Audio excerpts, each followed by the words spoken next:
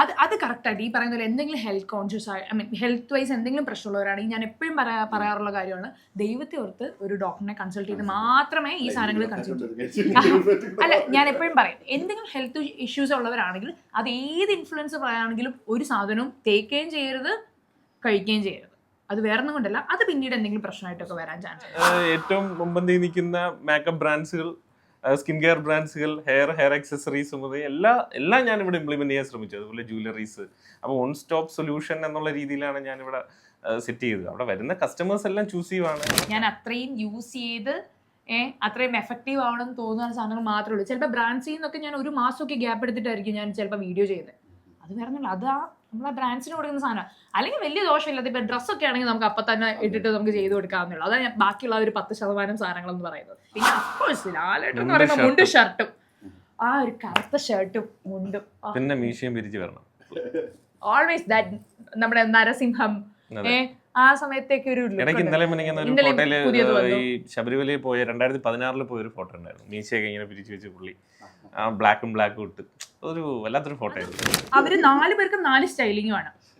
അത് ഹൻസുന്റെ ഒക്കെ കാര്യം നോക്കുകയാണെങ്കിൽ ഹൻസിക എക്സ്ട്രീം കൊറിയൻ. ഇപ്പൊ ഈ പറയുന്നത് ഞങ്ങളുടെ ഇവിടുത്തെ ഹൻസു കേൾക്കുന്നുണ്ടെങ്കിൽ പറഞ്ഞു കേട്ടോ.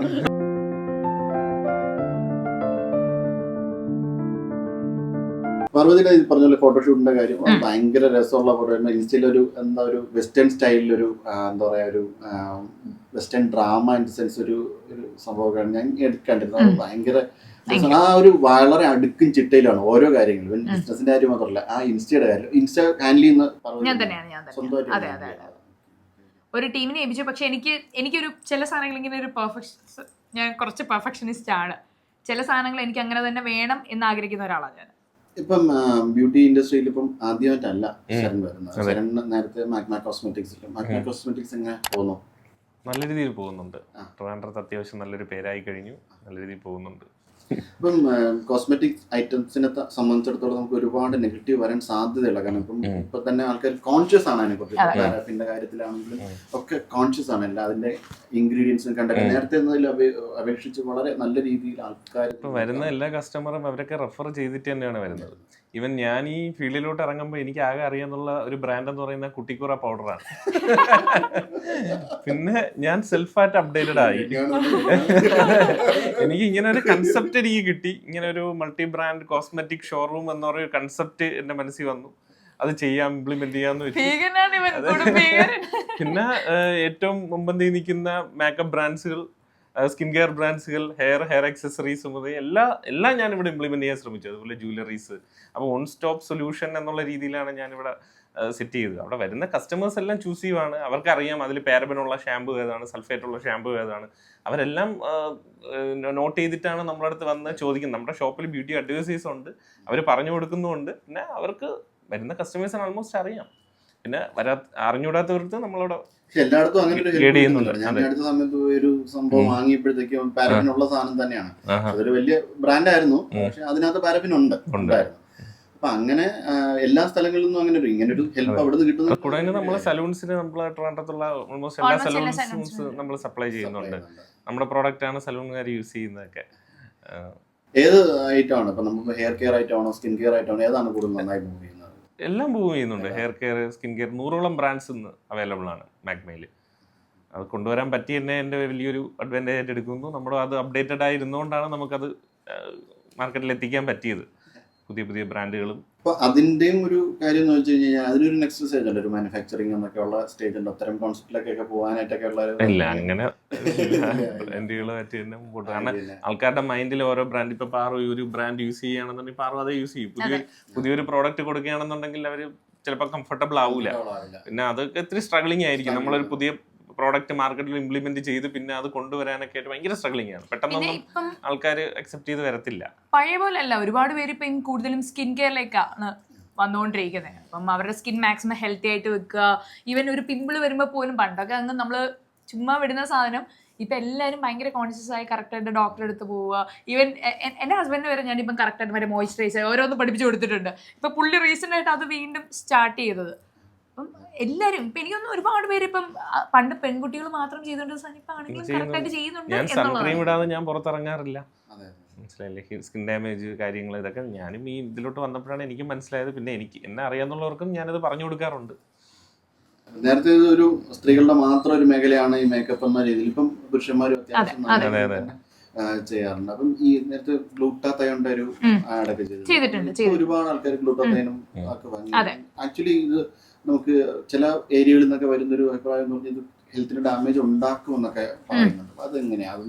ഇപ്പം ഞാൻ ബ്രാൻഡ്സ് എപ്പോഴും കൊളാബറേറ്റ് ചെയ്യുന്ന പറഞ്ഞാൽ ഞാനത് യൂസ് ചെയ്ത് ഓക്കെ ആണെങ്കിൽ മാത്രമേ ഞാൻ ഈ സാധനം ഞാൻ പുറത്ത് വിടാറുള്ളൂ. ഒരു വീഡിയോ ആയിട്ട് പോലും ഞാൻ ചെയ്യാറുള്ളൂ. അതിപ്പോൾ എത്ര പൈസ തരാമെന്ന് പറഞ്ഞാലും എനിക്ക് ഓക്കെ ആണെന്ന് തോന്നുന്ന സാധനങ്ങൾ മാത്രമേ ഞാൻ കൊളാബറേറ്റ് ചെയ്തു.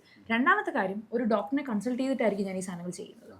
എൻ്റെ പേഴ്സണൽ ഒരു ഡെർമറ്റോളജിസ്റ്റ് ഉണ്ട്, അദ്ദേഹത്തിനെ കൺസൾട്ട് ചെയ്ത് ഡോക്ടർ ഇത് ചെയ്യുന്നതുകൊണ്ട് എന്തെങ്കിലും കുഴപ്പമുണ്ടോ, ഇത് എടുക്കുന്നതുകൊണ്ട് കൺസ്യൂം ചെയ്യുന്നതുകൊണ്ട് എന്തെങ്കിലും കുഴപ്പമുണ്ടോ എന്നൊക്കെ വിശദമായി നോക്കിയിട്ട് മാത്രമേ ഞാൻ ചെയ്യത്തുള്ളൂ. അതിൽ എനിക്ക് കുറച്ച് പൈസ അതിന് പൈസ കിട്ടിയില്ലെങ്കിലും എനിക്ക് കുഴപ്പമില്ല. ഞാനൊരു സാധനം ചെയ്തിട്ട് മറ്റൊരാൾക്ക് അത് ദ്രോഹമായിട്ട് വരരുത് എന്ന് ഞാൻ വിശ്വസിക്കുന്ന ഒരാളാണ്. ഞാനിപ്പം ഗ്ലൂട്ടൈഡ് ഷിഗ്നൂട്രിക്സ് എന്ന് പറയുന്ന ഒരു ബ്രാൻഡിനെയാണ് ഞാൻ ചെയ്തിരുന്നത്. ഇവരെ ഞാൻ ചെയ്ത സമയത്ത് ഇത് ഞാൻ ഇപ്പോഴും കൺസ്യൂം ചെയ്യുന്നുണ്ട്. ഞാനിപ്പോൾ അടുത്ത മാസം എൻ്റെ ബർത്ത്ഡേ ആണ്. അപ്പോൾ അതിൻ്റെ ഒരു ഗ്ലോയ്ക്ക് വേണ്ടി, അത് എന്ന് വെച്ചാൽ മറ്റേ പറന്ന് വെളുക്കുന്ന സാധനമൊന്നും അല്ല ഈ കൺസ്യൂം ചെയ്യുന്നത്, പക്ഷെ നമ്മുടെ ഫേസിൽ ആ ഒരു ഗ്ലോ ഉണ്ടാവും. അതാണ് ഈ ഗ്ലോയുടെ രഹസ്യം. അതെ, അത് ഈ ലൈറ്റിന്റെ രഹസ്യം. ഇപ്പം ഞാൻ അത് കൺസ്യൂം ചെയ്യുന്ന പറഞ്ഞാൽ ചിലപ്പോൾ ഒരു 2 മാസം എടുത്തിട്ട് ഞാൻ അത് ബ്രേക്ക് ചെയ്യും. എല്ലാ ദിവസവും അത് എടുത്തുകൊണ്ടിരിക്കുകയല്ല. എന്നാൽ ഞാൻ കൺസ്യൂം ചെയ്യുന്ന വേറെ സപ്ലിമെന്റ്സ് ഉണ്ട്. omega-3 എടുക്കുന്നുണ്ട്, ഞാൻ മൾട്ടി വൈറ്റമിൻസ് എടുക്കുന്നുണ്ട്. അത് 30 ആയപ്പോൾ തൊട്ട് ഞാൻ എടുക്കുന്ന ചില സാധനങ്ങൾ, റെഗുലർ ആയിട്ട് എടുക്കുന്ന കുറച്ച് സാധനങ്ങളുണ്ട്. omega-3 മൾട്ടി വൈറ്റമിൻ ഒക്കെ ഞാൻ ഡെയിലി അതെ, കണ്ട 18 ആണെങ്കിലും I am 30 right now. Okay,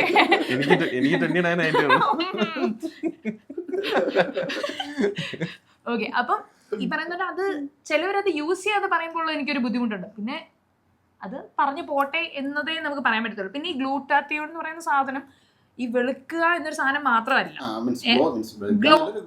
ഇത് ശരിക്കും ഉണ്ടല്ലോ നമ്മുടെ ലിവറിനെ ഭയങ്കരമായിട്ട് ക്ലിയർ ചെയ്യാം. അത് ക്ലിയർ ചെയ്ത് നമ്മുടെ ആ ഫേസിൽ ഗ്ലോ വരുന്നത്, അതാണ് ശരിക്കും ഈ സാധനം എന്ന് പറയുന്നത്. അല്ലാതെ നമ്മുടെ ഈ വെളുക്കണമെങ്കിൽ അതിന് വേറെ നമ്മൾ കോണ്ടന്റ്സ് ഒക്കെ ആഡ് ചെയ്ത് കറക്റ്റായിട്ട് IV ഒക്കെ എടുത്താൽ മാത്രമേ ആ സാധനങ്ങൾ വർക്ക് ആവത്തുള്ളൂ. അല്ലെങ്കിൽ ഈ പറയുന്ന പോലെ നമുക്ക് മറ്റേ നമ്മുടെ ഓരോ ആക്ടേഴ്സിന്റെ വെച്ചിട്ടൊക്കെ നമ്മൾ പറയത്തില്ല, ഒന്നും വർക്ക് ആവത്തില്ല. ലിവർ ഫാറ്റ് ഉള്ളവർക്ക് ഇത് നല്ലതാണല്ലേ?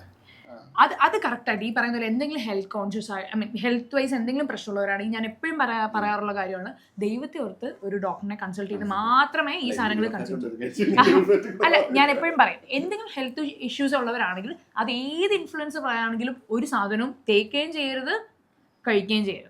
അത് വേറെ ഒന്നും കൊണ്ടല്ല, അത് പിന്നീട് എന്തെങ്കിലും പ്രശ്നമായിട്ടൊക്കെ വരാൻ ചാൻസ് ഉണ്ട്. കാരണം അത് കറക്റ്റ് ഒരു ഡെർമറ്റോളജിസ്റ്റിനോ അല്ലെങ്കിൽ ഈ പറയുന്ന പോലെ ഒരു സ്കിൻ ഡോക്ടറിനോ ഒക്കെ കറക്റ്റായിട്ട് അതിനെപ്പറ്റി സംസാരിക്കാൻ പറ്റത്തുള്ളൂ. അല്ലെങ്കിൽ ഹെൽത്ത് ഇഷ്യൂസ് ഒക്കെ ഉണ്ടായിട്ട് നമ്മൾ പറയുന്ന സാധനമൊക്കെ എടുത്ത് കഴിച്ചാൽ നല്ല പണിയും കിട്ടും. അത് ഉറപ്പായിട്ടുള്ള കാര്യമാണ്. എൻ്റെ മിക്ക വീഡിയോസിലും ഞാൻ പറയുന്നത്, ഇതൊരു ഡോക്ടറിനെ കൺസൾട്ട് ചെയ്ത് നിങ്ങൾക്ക് ഹെൽത്ത് ഇഷ്യൂസ് ഉണ്ടെങ്കിൽ ദൈവത്തെ ഓർത്ത്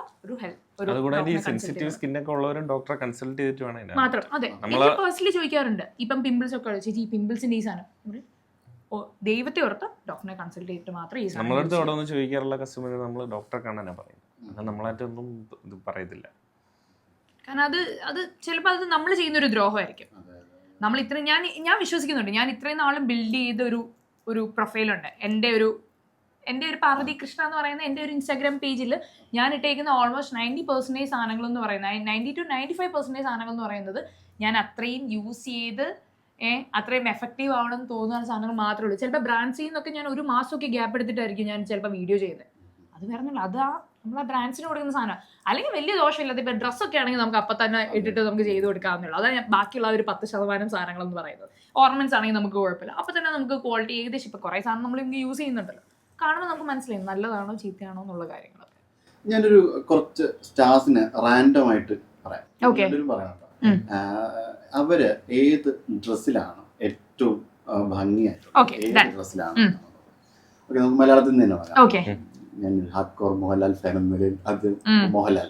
ലാലേട്ടന്റെ കോട്ട് സെറ്റ്സ് എനിക്ക് ഭയങ്കര ഇഷ്ടമാണ്. പിന്നെ അഫ്കോഴ്സ് ലാലേട്ടൻ എന്ന് പറയുമ്പോൾ മുണ്ടും ഷർട്ടും, ആ ഒരു കറുത്ത ഷർട്ടും മുണ്ടും, പിന്നെ മീശയും പിരിച്ചു വരണം.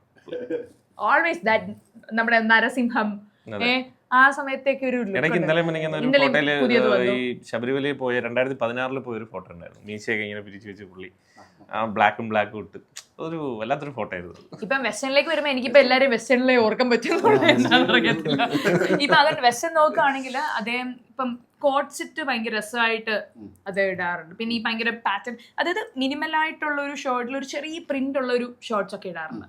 ഭയങ്കര ക്ലാസി ആയിട്ട് ഫീൽ ചെയ്യും. അത് ഭയങ്കര രസമാണ് കാണാൻ. ഞാനും ഹാർഡ് കോർ ലാലേട്ട ഫാനാണ്. നമ്മുടെ icon Mammookka. Formal dress, formal എനിക്ക് അതുപോലെ പ്രിന്റഡ് ആയിട്ടുള്ളത് ഭയങ്കര ഇഷ്ടമാണ്. ഈ ഫ്ലോറൽ അല്ലെങ്കിൽ ഇങ്ങനെ പ്രിന്റഡ് ആയിട്ടുള്ളൊക്കെ മമ്മൂക്ക ചില സമയം ഇടാറുണ്ട്. അത് കറക്റ്റ് സ്റ്റൈലിസ്റ്റ് കറക്റ്റ് ചൂസ് ചെയ്ത് കൊടുക്കുന്നത് ഭയങ്കര രസമായിട്ടാണ് സ്റ്റൈൽ ചെയ്യുന്നത്. അടുത്ത് ജനിക്കാൻ പോകുന്ന കുട്ടി ചിന്തിക്കുന്ന അത് നോർമൽ ഒരു സാൻഡൽസ് ഒക്കെ ഇട്ടിട്ട് വരാറുണ്ട് നമുക്ക്. പക്ഷെ അത് അതിനൊരു പ്രത്യേക ഭംഗിയായിരിക്കും. അപ്പൊ പ്രത്യേക ഭംഗിയായിരിക്കും. അത് സിമ്പിളായിട്ട് അത് കറക്റ്റായിട്ട് സ്റ്റൈലിങ് ചെയ്യുന്നതിന് അത് നമ്മൾ സ്റ്റൈലിസ്റ്റിനും കൈയിട്ട് കൊടുക്കണം. പിന്നെ അത് കറക്റ്റായിട്ട് ഇടുന്നതിന് മമ്മൂക്കയ്ക്കും കൈയിട്ട് കൊടുത്തേ വരും. ചില കാഷ്വൽ ഷർട്ടും അതേപോലെ തന്നെയാണ്. എല്ലാവരും കയറി നോക്കാറുണ്ട്. പ്രിന്റഡ് ഭയങ്കര രസമാണ് മമ്മൂക്ക എടുക്കുന്നത്. പ്രിന്റഡ് ഭയങ്കര രസമാണ്. മലയാളം കടന്ന് കുറച്ച് ഹിന്ദിയിലേക്ക് പോയാൽ വീനെക്ക് ഷർട്ട്, വീനെക്ക് എന്തെങ്കിലും ഒരു ടീഷർട്ട്സ്, അത് കുറച്ച് ലൂസ് ഫിറ്റ് ആണ്. കാരണം പുള്ളിയുടെ ആ മസിലൊക്കെ കറക്റ്റ് ഒരു ഹാഫ് മതി കേട്ടോ. പക്ഷെ ഭയങ്കര രസമാണ് പുള്ളി. അത് വൈറ്റിലൊക്കെ വന്ന സോ ഗുഡ്. കേരളത്തിലെ ആമ്പിള്ളേർക്ക് സിക്സ് പാക്കിന്റെ ആവശ്യമില്ല. കേരളത്തിലെ ആമ്പിള്ളേർക്ക് സിക്സ് പാക്ക് ആവാം. ഭയങ്കര രസമായിരിക്കും. ഈ പുള്ളി കുറച്ച് മറ്റേ ഒരു നല്ല സ്കിൻ ടോണും അല്ലേ, കണ്ണിലൊക്കെ അങ്ങനത്തെ ഒരു ടിൻഡ് ആയതുകൊണ്ട് ഈ പറയുന്ന പോലെ ഒരു ഏർത്തി കളേഴ്സ് ഒക്കെ ഇട്ടാൽ ഭയങ്കര രസമാണെന്ന് തോന്നിയിട്ടുണ്ട്. പുള്ളി മറ്റേ ഫാഷൻ ഐക്കോണല്ലേ, ഈ പറയണ പോലെ ഭയങ്കര ചില ഫങ്കി ആയിട്ടുള്ള എന്ത് സാധനങ്ങളും ഇത്രയും സ്യൂട്ട് ആയിട്ടുള്ള ഒരു ആക്ടറെ ഞാൻ കണ്ടിട്ടില്ല കേട്ടോ. പുള്ളി ഭയങ്കര രസമായിട്ട് അത് ക്യാരി ചെയ്യുന്നുണ്ട്. ഞാൻ പറഞ്ഞില്ലേ സ്റ്റൈലിന്റെ എല്ലാ കാര്യങ്ങളും പാർവതി നന്നായിട്ട് സംസാരിക്കും. ഈവൻ ഒരു പ്രാവശ്യം ഇതുപോലെ പാർവതി ഹീൽസ് ഒക്കെ ഇട്ടിട്ട് പുള്ളി ഒരു പ്രാവശ്യം വന്നിട്ടുണ്ട് ഒരു ഈവന്റിന്. അത് എത്ര പേര് അങ്ങനെ എത്ര ആക്ടേഴ്സ് അതുപോലെ ഒരു ഹീൽസ് ഒക്കെ ഇട്ടുകൊണ്ട് വന്നിട്ടുണ്ട്. അത് ക്യാരി ചെയ്യാന്ന് പറയുന്നത് അത്ര സിമ്പിൾ ആയിട്ടുള്ള കാര്യമില്ല. അത് പോയിന്റിനൊക്കെ ഇട്ട് വരിക എന്ന് പറയുന്നത് ഭയങ്കര ഡിഫിക്കൽട്ട് ആയിട്ടുള്ള ഒരു ഭയങ്കര രസമായിട്ട് ചെയ്യുന്നുണ്ട്.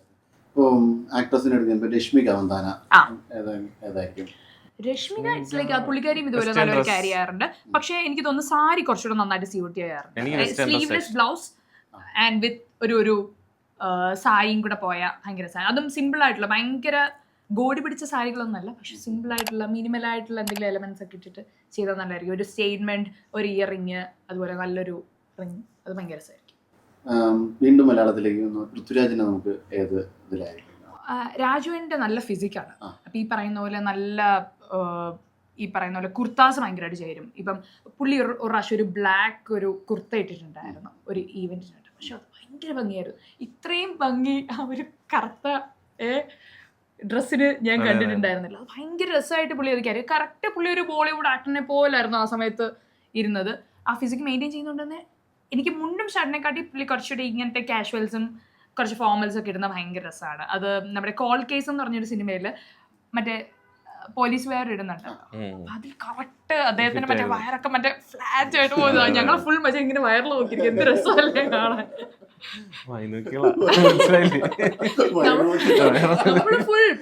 ഫുൾ ഡീറ്റെയിൽ ആയിട്ട് നമ്മളെ വായ നോക്കിയ പ്രശ്നം, ഇത് വായ നോക്കിയ ഒരു പ്രശ്നമില്ല. 15 സെക്കൻഡ് ഭയങ്കര രസമായിട്ട് പുള്ളിയും എല്ലാം ക്യാരി ചെയ്യാറുണ്ട്. ഉണ്ണിച്ചേട്ടൻ ബ്ലാക്ക് ഷർട്ടും മറ്റേ മുണ്ടും ഭയങ്കര രസമാണ്. എനിക്ക് ഉണ്ണിച്ചേട്ടൻ്റെ ഫ്രണ്ടാണ്. അപ്പം ഈ പറയുന്ന പോലെ പുള്ളി ഷർട്ടും മുണ്ടും ഒക്കെ ഉടുത്ത് വരുമ്പോൾ കിട്ടുന്ന ഒരു എന്തൊരു ഐശ്വര്യമാണ് അദ്ദേഹത്തിന് കാണാൻ. ഒരു പ്രത്യേക ഭംഗിയില്ല. നമ്മുടെ മലയാളി തനിമ നിറഞ്ഞൊരു നായകനാണ്. അതെ. ഭയങ്കര പുള്ളിക്ക് എനിക്ക് ഏറ്റവും സ്യൂട്ട് ആയിട്ട് തോന്നിയിട്ടുള്ളത്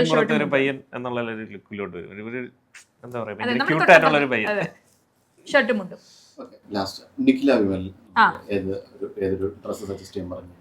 നിഖിലയ്ക്ക് കോട്ട്സ്, കുർത്തയുടെ കോട്ട് സെറ്റ്സ് ഭയങ്കര അടിപൊളിയായിട്ട് തോന്നിയിട്ടുണ്ട്. അതുപോലെ മറ്റേ കഴുത്ത് വരെ ലൈക്ക് നമ്മുടെ കോളറായിട്ടുള്ള എന്തെങ്കിലും ചെയ്യുന്നതൊക്കെ ഭയങ്കര അടിപൊളിയായിട്ട് തോന്നിയിട്ടുണ്ട്. സ്ലീവ്ലെസ് എനിക്ക് ഭയങ്കര, അതായത് അധികം നിഖില സ്ലീവ്ലെസ് ഇട്ടത് ഞാൻ കണ്ടിട്ടില്ല. പക്ഷെ എനിക്ക് ഭയങ്കരമായിട്ട് നിഖിലയ്ക്ക് അത് ചേരുന്നെന്ന് തോന്നിയിട്ടുണ്ട്.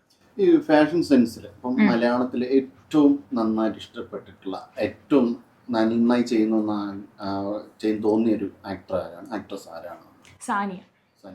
സാനിയ ഭയങ്കര കിടിലായിട്ട് അത് ചെയ്യുന്നുണ്ടെന്ന് തോന്നിയിട്ടുണ്ട്. അതുപോലെ പറയുകയാണെങ്കിൽ അഹാന ഫാമിലീസ് എല്ലാവരും അവര് ചെയ്യുന്നതായിട്ട് തോന്നിയിട്ടുണ്ട്.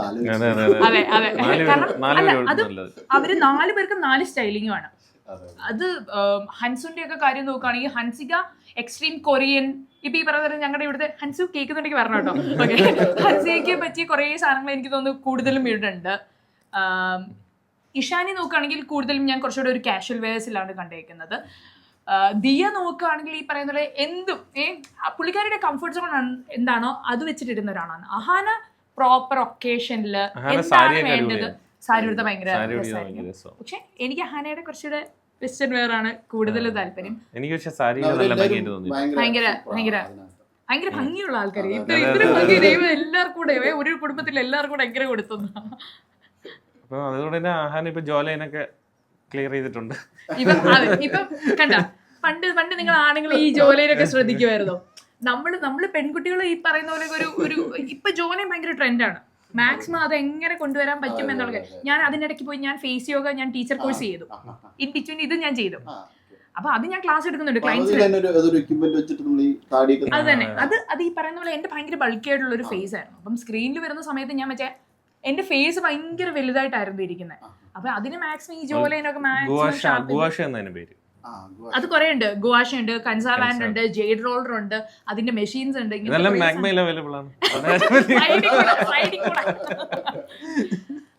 ജോലൈൻ ഇപ്പം കണ്ടോ, ഇപ്പം ആൺകുട്ടികൾ വരെ അത് ഭയങ്കര ആ ട്രെൻഡിലേക്ക് വരുന്നുണ്ട്.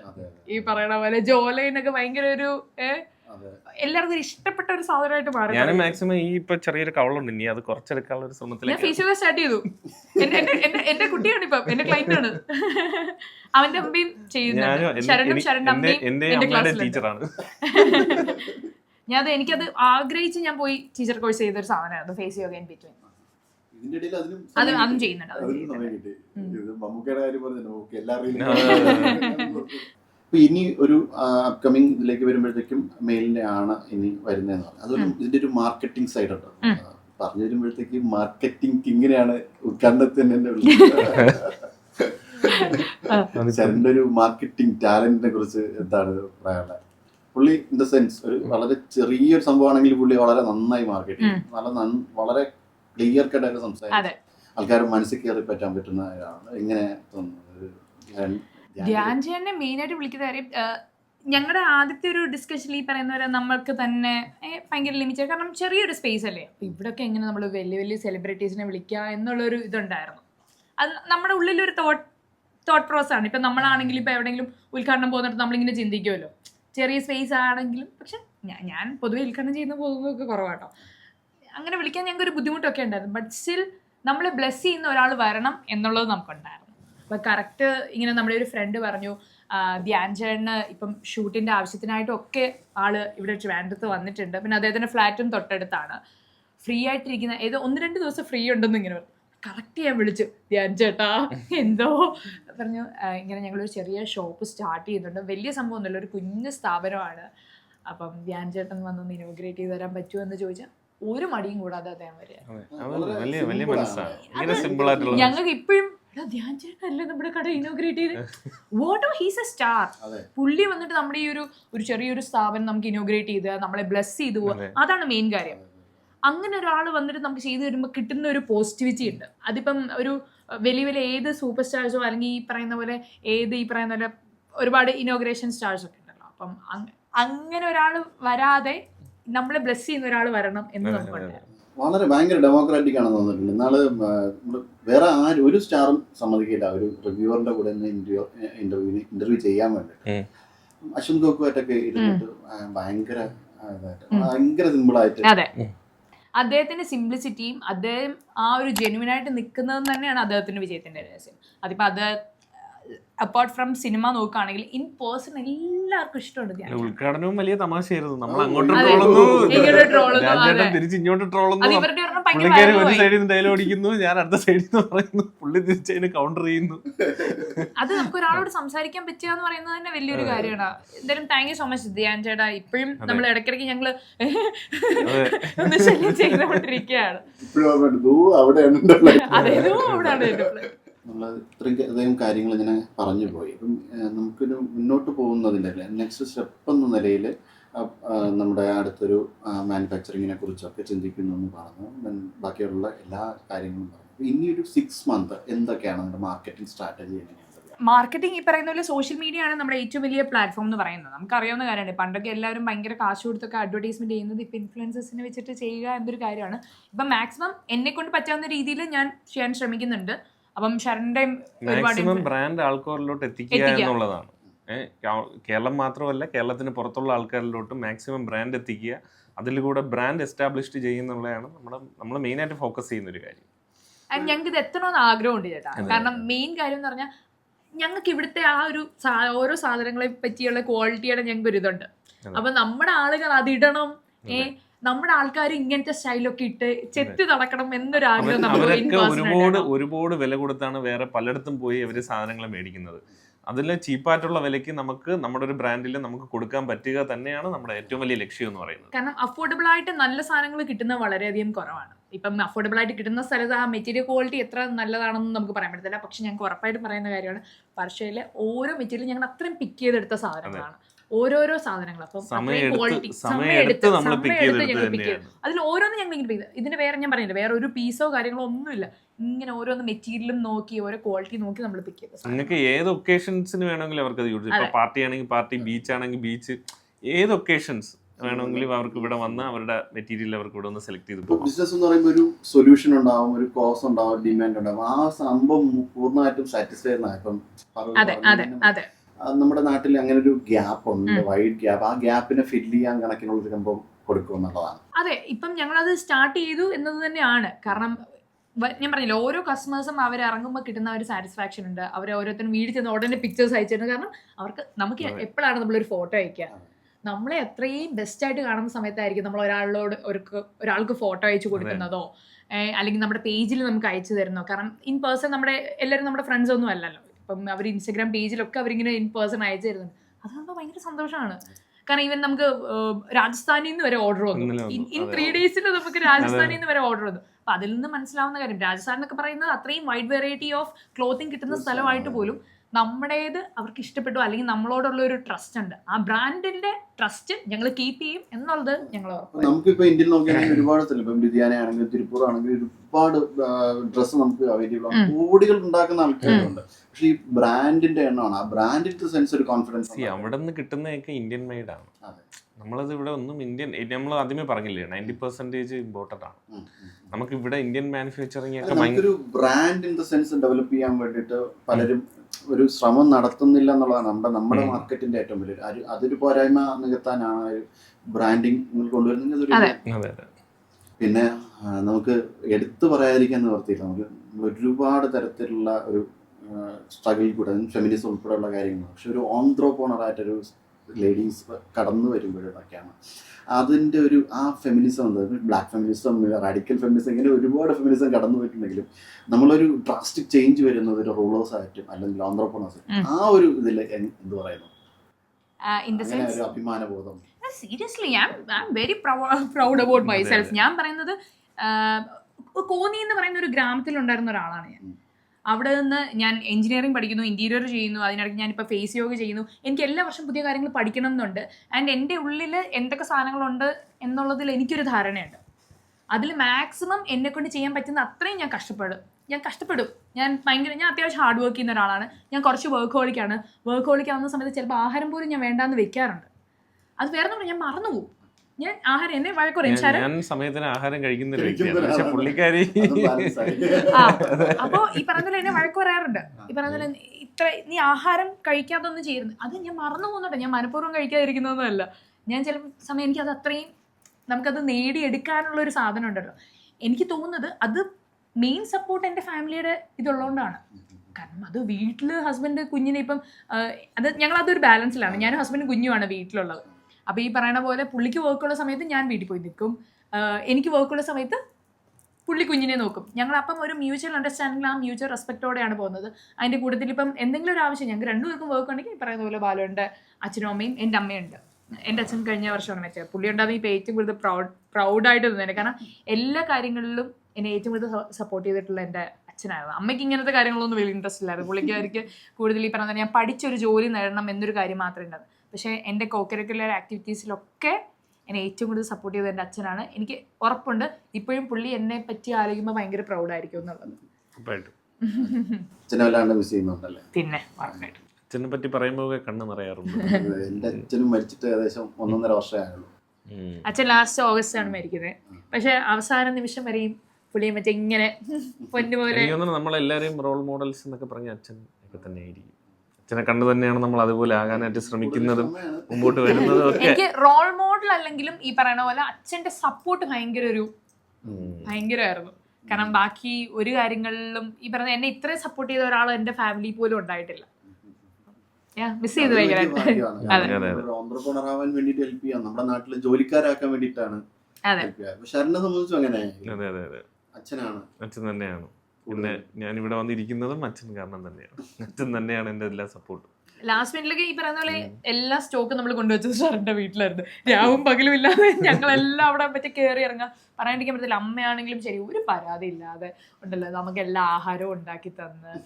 ബാക്കിയുള്ള നമുക്കറിയാവുന്നതാണ്, അമ്മയുടെ ആരോഗ്യം പോലും നോക്കാതെ അമ്മ നമുക്ക് എല്ലാവർക്കും ആഹാരം ഉണ്ടാക്കി തരിക, അപ്പപ്പ വേണ്ടത് സ്നാക്ക് കൊണ്ട് തരിക, വെള്ളം കൊണ്ട് തരിക, ചായ കൊണ്ട് തരിക. ശരിക്കും അതൊക്കെ ശരിക്കും നമുക്ക് രണ്ടുപേർക്കും കിട്ടിയ ഒരു ഭാഗ്യമാണ്. നമുക്ക് ഇത്രയും നല്ലൊരു സപ്പോർട്ടീവ് ഫാമിലി കിട്ടുക എന്ന് പറയുന്നത്. എല്ലാവർക്കും ഇങ്ങനെ കിട്ടിയാൽ